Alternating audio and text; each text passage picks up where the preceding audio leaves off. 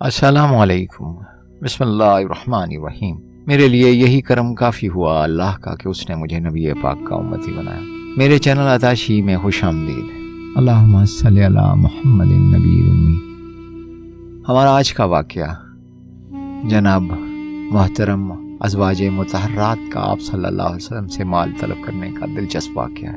ممکن ہے کہ آپ لوگوں نے سنا بھی ہو، لیکن خوبصورت واقعہ ہے۔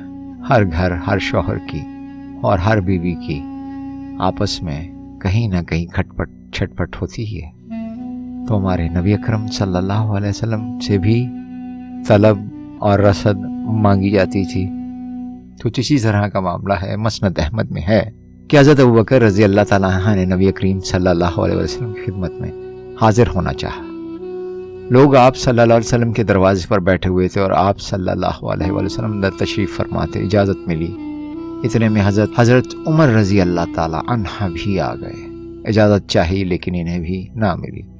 تھوڑی دیر بعد دونوں کو یاد فرمایا گیا، گئے، دیکھا کہ آپ صلی اللہ علیہ وآلہ وسلم کی ازواج مطہرات آپ کے پاس بیٹھی ہیں اور آپ صلی اللہ علیہ وآلہ وسلم خاموش ہیں۔ حضرت عمر رضی اللہ تعالیٰ عنہ نے کہا، دیکھو میں اللہ تعالیٰ کے پیغمبر کو ہنسا دوں گا۔ پھر کہنے لگے، یا رسول اللہ صلی اللہ علیہ وسلم، کاش کہ آپ دیکھتے میری بیوی نے آج مجھ سے روپیہ پیسہ مانگا، میرے پاس تھا ہی نہیں۔ جب زیادہ ضد کرنے لگی تو میں نے اٹھ کر گردن ناپی۔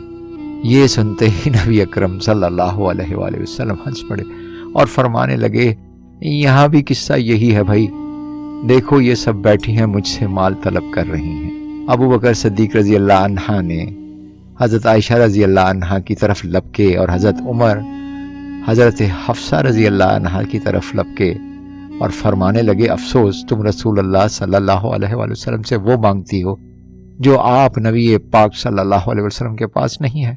تو آپ صلی اللہ علیہ وسلم نے جب اپنے یاروں کے بدلے ہوئے تیور دیکھے تو انہیں روک دیا، ورنہ جب نہیں تھا دونوں بزرگ اپنی اپنی صاحبزادیوں کو مارتے۔ اب تو سب بیویاں کہنے لگی ہیں، ہم سے سنگین غلطی ہوئی، اب ہم حضور صلی اللہ علیہ وسلم کو ہرگز اس طرح تنگ نہ کریں گے۔